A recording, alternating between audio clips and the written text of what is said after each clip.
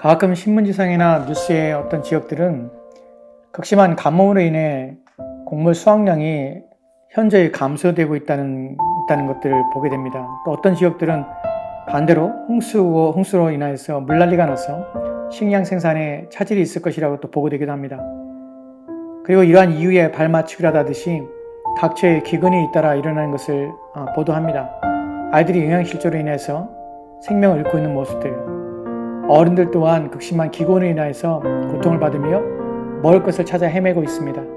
이러한 뉴스를 보고 있느라면 오늘날 수많은 귀한 난민들이 발생하는 것은 모두가 기후변화의 탓으로, 즉 제때 내리지 않는 비, 또 어느 지역에서 너무 많이 내려서 오히려 피해를 만들어 버리면서 이 모든 상황이 기후변화, 날씨의 문제, 즉 하늘로 원인을 돌리게 됩니다. 그래서 마치 지구상의 기근과 기한은 인간으로서는 어찌할 수 없는 문제들, 또 해결할 수 없는 문제들, 또 주어진 운명으로 체념할 수밖에 없는 것으로 또 여겨지고 또 그렇게 생각하기도 합니다. 많은 사람들은 고통 가운데서 하늘을 원망하고 또 환경과 이러한 상황들을 원망하고 자신이 살고 있는 지역들을 원망할 수밖에 없습니다. 이러한 상황에 대하여 뉴스를 통하여 듣고 있는 사람들조차도 불쌍하다는 생각을 가지지만 기후의 문제니 또 지금 현재적인 상황들 속에서 그 지역의 문제니 어쩔 수 없는 노릇이라고 여깁니다. 그러나 이러한 기후의 극심한 변화로 인해서 세계의 식량 생산은 현재 지구상의 전체 인구를 먹여 살리기에는 부족할 뿐만 아니라 또 생산량의 증가를 기대할 수 없으므로 지구의 몇몇 지역은 지속적으로 굶주림에 시달릴 수밖에 없다는 것을 말하기도 합니다. 그러나 이런 사실을 알아보면 이러한 것들은 거짓말이며 또한 속이는 것입니다. 실제로 미국의 경우 예를 들어보면 잠재적 식량 생산 능력이 현재 전 지구적으로 기하에 허덕이고 있는 죽음의 고통 가운데 있는 인구 전체의 식량을 공급하기에 충분하다고 합니다. 즉, 전 인류를 기근에서부터 또한 가난에서부터 벗어날 수 있게 할 수 있을 만큼 충분히 식량들을 생산할 수 있다고 합니다. 실제로는 미국의 경우 잠재적 식량 생산 능력이 현재 전 지구적으로 기하에 허덕이고 있으며 또 죽음의 고통 가운데 있는 인구 전체에게 식량을 충분히 공급할 수 있다고 합니다. 그래서 모든 사람들을 기아에서 벗어날 수 있게 할 수 있다고 합니다. 미국은 아니라 전 세계적으로 식량 생산에 대한 잠재성, 현재 전체 지구의 식량 생산 총액을 합쳐보면 전체 지구 인구의 두 배가 되어도 충분히 먹여 살 수 있는 능력이 충분하다는 것이 식량 연구 전문가들의 견해입니다. 그렇다면 왜 각 나라들은 식량 생산의 잠재력을 확대해서 식량 생산을 증대하지 않을까요? 그렇게 한다면 기근으로 고통받거나 여전히 먹을 것이 없어서 헤매거나 하는 일이 없을 텐데 말입니다. 실제로는 각 나라들이 식량 생산을 증설하지 않고 있고요. 현재 생산되는 수확량으로도 충분히 지구상의 모든 기근과 기아를 막을 수 있으며 또 5초에 한 명씩 심각한 영양실조로 죽어가는 아이들을 구할 수 있다고 합니다. 더 이상 지구상의 기근과 기아로 고통스럽게 죽어가는 사람이 하나도 없게 만들었다는 것입니다. 그런데 왜 지구촌에 끊임없는 기근과 기아로 죽어가는 사람들이 여전히 있느냐는 것입니다. 심지어 현재 전체 지구의 현재 인구 중에 8억 5천만 명이나 되는 사람들이 기근과 기아로 인한 영양실조 상태에 있다는 사실을 우리는 알아야 합니다. 그리고 매일 2만 5천 명씩 죽어가고 있다는 것입니다. 기근과 기아로 말입니다.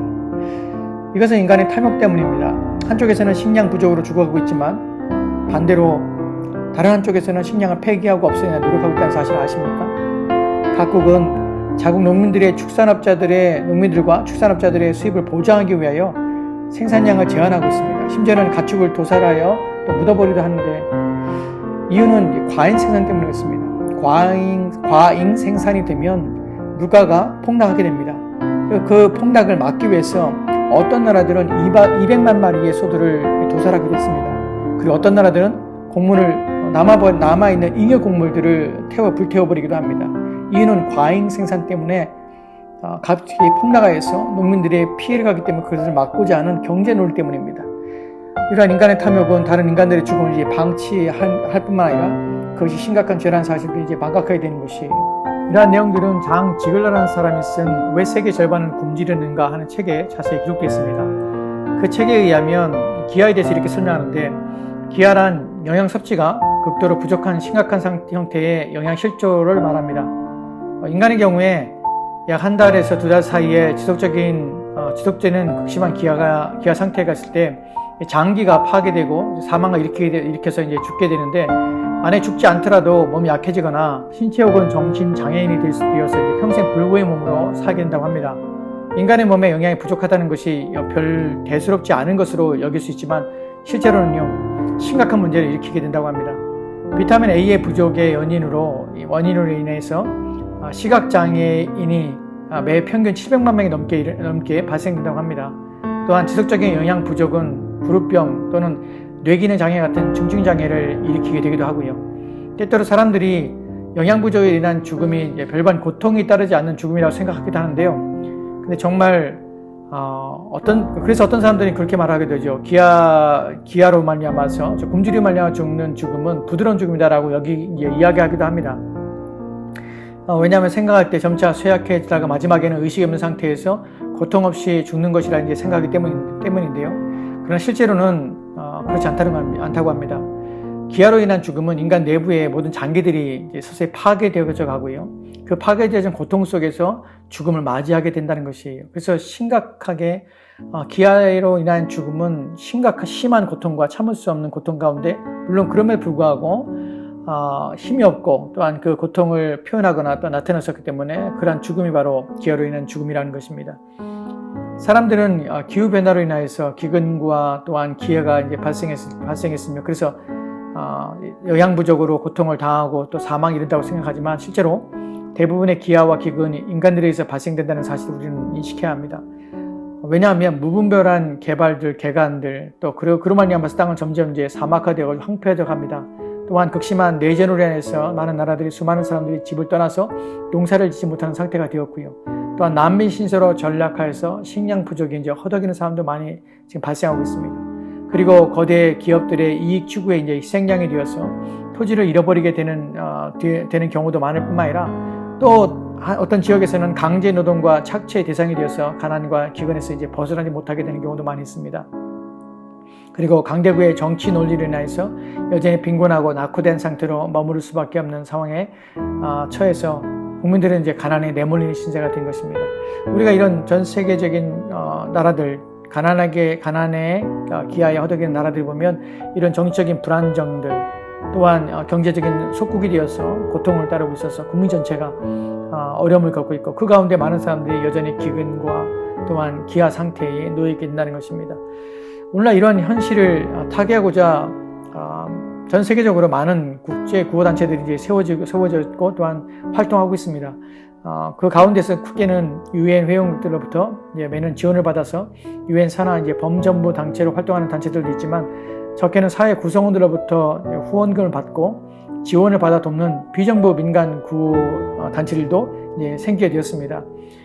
NGO라고 하지요. 그러나 이러한 구호단체의 손길에도 불구하고 여전히 지구상에 만연되어 있는 기아와 기근은 해소될 기미가 전혀 보이지 않고 여전히 소원한 상태입니다. 이러한 말씀들을 드리는 이유는 이런 것입니다. 이런 상황 속에서 우리 그리스도인들은 무엇을 할 수 있는가 하는 부분이죠. 첫째는 이런 사실들을 알고 또한 이해하는 것입니다. 그리고 이것이 온전치 않다는 것을 우리가 분별하는 것이죠. 그렇다면 그리스도인으로서 오늘 우리는 같은 시대를 살고 있으면서 이러한 전 세계적으로 일어나는 이러한 불균형과 또한 고통받는 이들을 위해서 우리는 무엇을 할 수 있을까 하는 부분입니다. 우리는 성경을 통해서 그리스도인에게 요구되는 것들이 있음을 압니다. 우리는 하나님 앞에 기도해야 되는 필요성을 가지고 있는 사람들입니다. 온 세계 고통받는 사람들을 위해서, 또한 환난에 당한 자들을 위해서 우리는 기도해야 합니다. 저들을 위로하며 또한 저들의 모든 고통에서 벗어나기를, 또 하나님께서 그들 가운데 긍휼을 베풀어 주시기를 위하여 기도해야 합니다. 하나님께서 세상의 주인이시고 또한 저들을 지으신 분이시기에 우리는 하나님께서 은혜를 베풀어 주시고, 또한 저는 환경과 상황에서 벗어날 수 있도록 하나님 도와달라고 기도할 뿐만 아니라 저들을 가까운 자들이 저들을 도울 수 있도록 도와달라고 하고, 또한 우리 또한 돕기 위해서 애를 써야 됩니다. 또한 우리 기도 가운데서는 타락한 인간들의 탐욕이 멈추기 위해서 기도해야 합니다. 악이 멈춰지고 또한 범죄가 멈춰지고 또한 인간의 타락한 욕망이 멈춰지고, 그래서 죄악들이 멈춰지기를 위해서 기도해야 합니다. 하나님께서 세상의 모든 죄악들을 제한하시고 또한 그 모든 죄악들을 조절하시고 하셔서 그 죄악이 더 이상 관영하여서 또한 그 죄악으로 인해서 많은 사람들이 고통 가운데 있지 않도록 하나님 앞에 기도해야 합니다. 또한 둘째로는 우리는 일에 있어서 우리가 실제적으로 할 수 있는 일들에 대해 찾아봐야 됩니다. 공정무역이라든지 그래서 원산지에서 제품이 생산될 때에 이것이 사람들의 강제 노역과 또한 저임금으로 고통받고 있으며 또한 그들의 노동력이 착취되지 않는가 하는 부분들을 또 생각해봐서 소비를 해야 됩니다. 그런 물건이 아닌가, 우리가 소비하는 것들이 그런 것들이 아닌가 하는 부분이죠. 여기에 대하여 다이아몬드 같은 경우 피의 다이아몬드라는 영화도 만들었던 적이 있습니다. 시에라리온에서 실제적으로 일어났던 일들이죠. 반근에 의해서 사람들이 강제로 납치되어서 그곳에서 생명을 잃습니다. 다이아몬드를 캐다가. 그래서 그 다이아몬드를 피의 다이아몬드라고 부르게 되고 결국에서 유엔에서 제재해서 그 다이아몬드를 더 이상 사람들이 구입하거나 또한 사용하지 않도록 법으로 제정하는 일들도 있었고요. 또 몇 년 전에는 아보카도가 피의 아보카도라고 명칭이 붙을 정도로 소비가 많아서 가격이 올라서 갱들에 의해서 농장들이 지배되어지고 그래서 사람들이 납치되어서 강제 노역에 시달리게 되고 그런데 이런 것들이 소비가 줄어들게 되고 소비하지 않으면 가격이 내려가기 때문에 더 이상 그런 노동력의 착취라든지 강제 노역에 시달리는 일들이 없게 되는 것입니다. 이런 일들에서 우리는 지혜로운 소비가 필요합니다. 그렇기 때문에 이 시대를 살아가는 그리스도인들에게는 지혜가 필요합니다. 부디 하나님께서 우리 모두에게 지혜를 주셔서 우리가 선 곳에서 적은 영향력이라도 일으킬 수 있도록 도우시기를 간절히 기도합시다.